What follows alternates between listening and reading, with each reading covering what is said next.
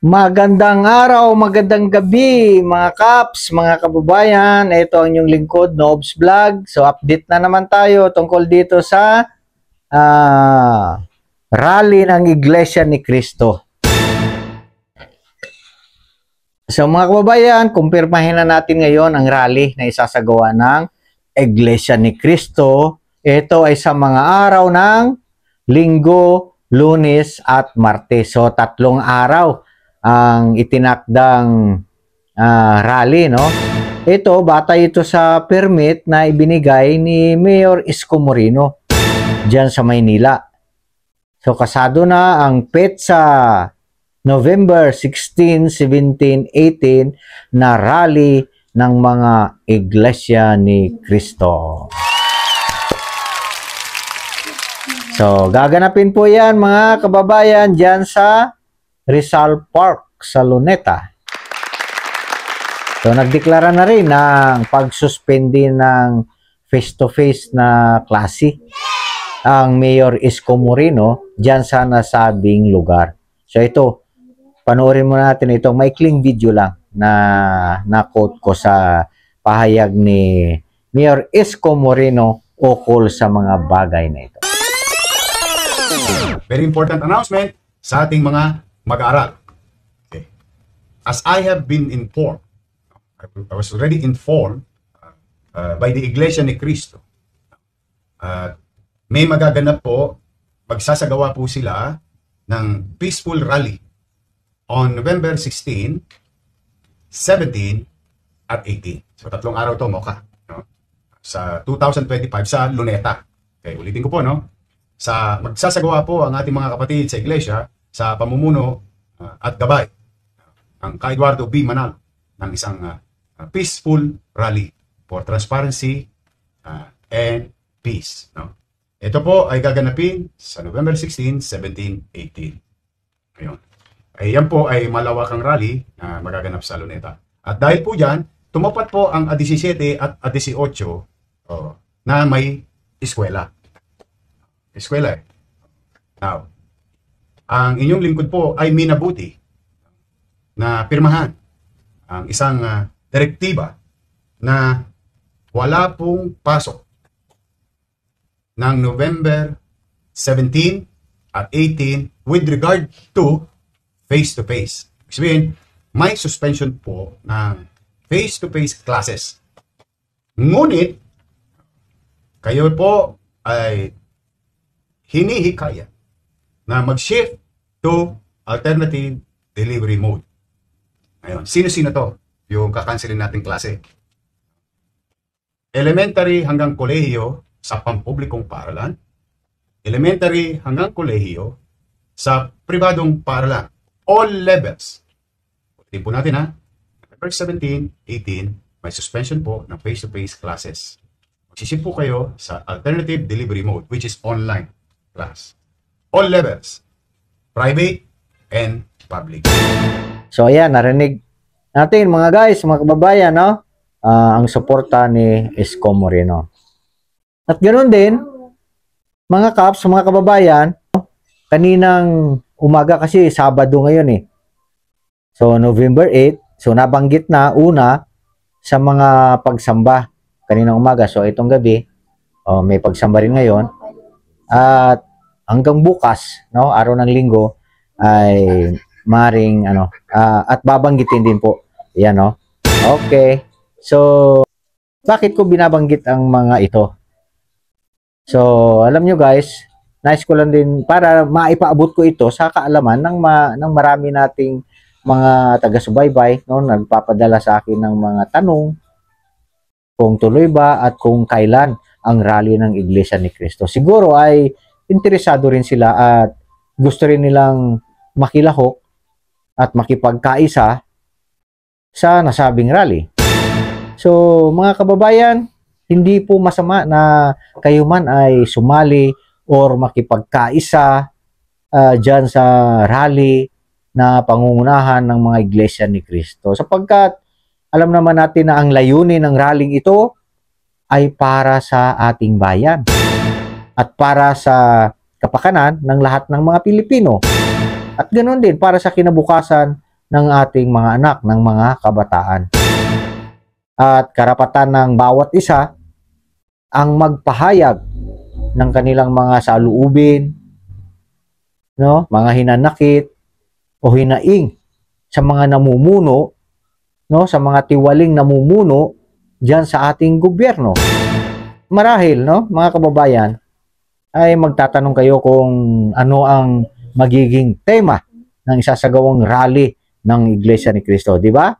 Exciting yung bagay na yan. Ano ba talaga ang tema? So, mga kababayan, maaaring isagot ko sa inyo, no, tungkol dyan, ay eto. Sandali muna. Bago ko sasagutin yan, konting paalala lang. Huwag kalimutang mag-like, subscribe, at share ng channel ko. Sa mga subscriber ko na, pakishare na lang po at like na lang po sa ating comment section para meron naman tayong mga points bilang support ninyo sa aking channel. At dun sa mga bagong viewers natin, pakisubscribe na rin po, Nobs Vlog, no, diyan sa inyong mga screen. Okay? So, balik tayo doon sa tanong, no, tungkol doon sa tema. Ano ba talaga ang tema? Alam nyo, mga kababayan, ang tema ng rally, siyempre, maririnig po natin yan doon na sa aktong nangyayari na yung rally. Di ba? Kasi di naman pwedeng sabihin ko dito kung ano yun. Kasi, baka hindi yun. Di ba? So, doon na. Alam naman natin na, at tiyak natin, na may, ano yan, may program na susundin, no? May mga gabay, o at sistema, no? Yung aktibidad ng Iglesia ni Cristo na yan. Okay? Subalit, datapwat, ngunit, mga kababayan, kung ata talaga kayo at gusto talaga ninyong malaman kung ano yung magiging tema, ito po yung masasabi ko, no?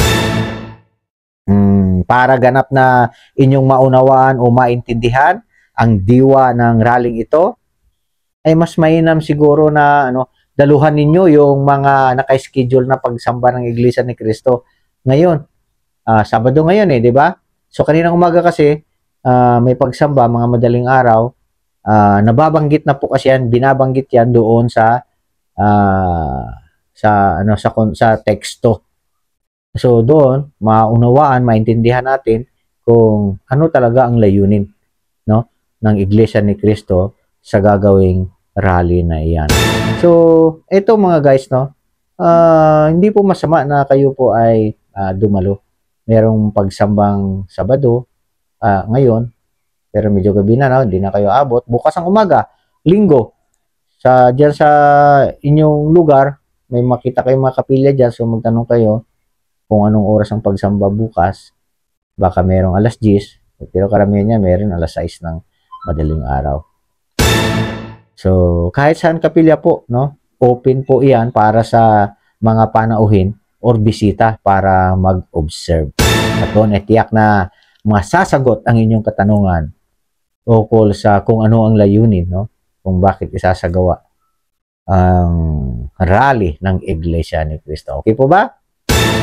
Okay, so paalala lang, pag halimbawa kayo sasamba, no, pupunta sa kapilya, mga lalaki dapat nasa kaayusan po yung ating pananamit. Bawal po yung naka-shortpan o naka-sando lang. Ang lalaki dapat naka-sapatos, naka-pantalon, kung maaari slacks, okay. At saka simpleng polo lang. Ganon din sa mga kababaihan natin. Hindi pwede yung naka-backless, di ba? Yung naka-pantalon.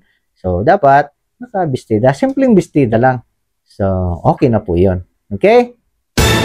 Okay, maraming salamat po at inyo pong naintindihan yung ukol sa mga bagay na yan. Siya nga pala yung rally dyan sa EDSA Shrine, no? Wala akong kumpirmadong na meron dyan, pero batay dito sa napanood kong palabas sa isang dito sa social media, ay merong permit na ipinakita na nakakuha doon ng permit ang Iglesia ni Cristo para diyan sa EDSA. So, sino ba yung mayor diyan sa si Belmonte yata, no?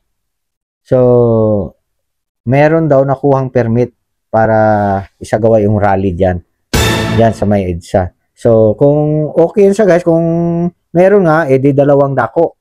So, di natin alam kung sabayan or Baka schedule na lang yan kasi 3 araw naman po yung rally. So, imagine guys, no? Mga kababayan, 3 araw po yung rally ng Iglesia ni Cristo. So, matindi ang preparasyon yan. Ibig sabihin, sakripisyo talaga yung mga kapatiran dyan, mga kapatid. Di ba? Pero, ano po yan, dyan po matatag ang Iglesia ni Cristo, mga guys, sa pakikipagkaisa, yung kaisahan, yung pagkakaisa, no? Sa mga aktibidad, lalo na panawagan ng tagapamahalang pangkalahatan. So, sulido po yan sila. So, dyan guys, sabi ko nga po, doon sa unang vlog ko, pwede po kayong sumabay dyan. Sumabay po kayo mga guys, no? Mga kababayan natin. Pwede po kayong sumabay. Sapagkat sayang po yung pagkakataon na dyan malakas ang puwersa. No? Sabi ko nga, isang tabi muna natin yung mga anong relihiyon mo, anong grupo, anong pinagsasamahan, anong samahan ninyo, anong tribo ka. Dito, kailangan sabay-sabay tayo, nagkakaisa tayo ang sambayan ng Pilipino. Kasi, ang rally na ito, para sa ating mga Pilipino, lahat tayo apektado. Diba? So, ito, Iglesia ni Cristo, magsasagawa ng rally. Bakit? Kasi, diba, sabi nyo, parang may separation of state at saka itong religion, no? Pero hindi po apektado ito, hindi po natin malalabag po yun. Kasi, itong mga Iglesia ni Cristo po, ay mga Pilipino din po. Pilipino rin po kami. So, meron kaming karapatan na ganito, magpahayag ng aming saloobin dahil kami rin po ay apektado.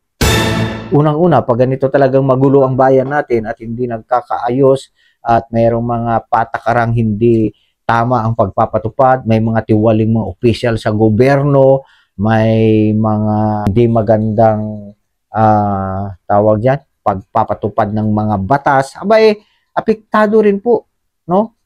Kami, kasi Pilipino rin kami at lalo na po, ayaw naming maapektuhan yung kalayaan namin sa pagsamba, sa paglilingkod sa ating Panginoong Diyos. Okay? So, kaya po namin gagawin ito, hindi lamang para sa amin, kundi para sa lahat po ng ating mga kababayan, no? Mga Pilipino, kinabukasan ng mga kabataan, mga anak natin, at sa hinaharap. Okay, sana po maliwanag po sa atin yan. Huwag kalimutang suportahan ang channel natin, Nobs Vlog, at mag-ingat po tayong lahat. So ito guys, paalala ko rin na itong bagyong kasalukuyang nasa Parna. So ingat-ingat po tayo, no, mga kababayan natin dyan, lalo pa doon sa parting Luzon, do, sa may Calabarzon ba yan? Diyan sa Isabela, kaya diyan yata malakas sa inyo yung yung bagyong ito. So, parang nagsimula na no?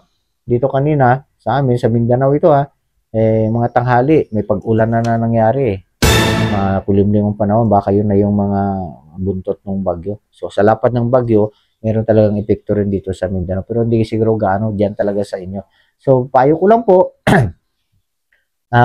kung may mga bintana tayo na mga naka-grills, di ba? May mga grills, may mga rihas, no? Siguro baka pwedeng sa ngayon lang pwedeng tanggalin niyo na po.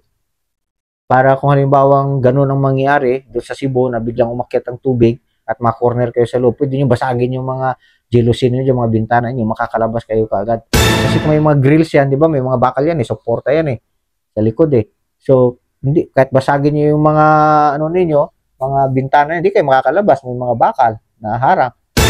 Ganun po yan, no? At saka yung mga kisami ninyo, maghanda na po kayo doon ng mga pwedeng exitan ninyo, no?